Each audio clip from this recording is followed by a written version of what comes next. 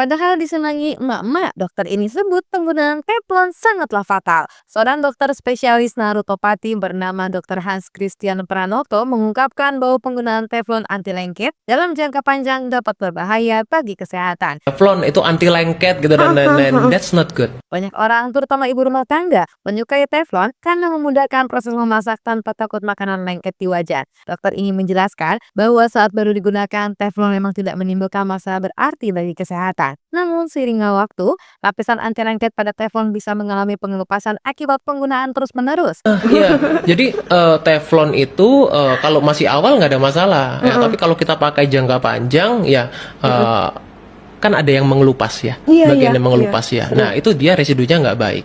Residu atau ampas dari teflon yang terkelupas berisiko masuk ke dalam makanan yang dikonsumsi sehari-hari. Jika tertelan dalam jumlah kecil, tubuh mungkin bisa mengeluarkannya, tapi dalam jangka panjang dapat menyebabkan penumpukan zat yang berbahaya. Salah satu resiko yang diungkapkan adalah potensi gangguan sistem saraf yang bisa memicu masalah neurologis. Selain itu, paparan senyawa berbahaya dari teflon juga dapat berkontribusi pada gangguan hormon dalam tubuh. Beberapa penelitian menunjukkan bahwa bahan kimia tertentu dalam teflon seperti PFOA dapat meningkatkan risiko berbagai penyakit. Dokter ini juga menyoroti bahwa teflon yang dipanaskan pada suhu tinggi juga bisa melepaskan senyawa beracun ke udara. Menghirup senyawa tersebut dalam jangka waktu yang lama dapat berdampak pada kesehatan pernapasan. Banyak orang yang belum menyadari bahaya ini karena teflon masih dianggap sebagai peralatan masak yang aman digunakan. Beberapa alternatif lebih sehat mulai diperkenalkan, seperti wajan berbahan keramik atau besi cori yang lebih tahan lama dan tidak mengandung bahan berbahaya. Dokter ini menyarankan agar masyarakat lebih selektif dalam memilih peralatan masak demi menjaga kesehatan keluarga.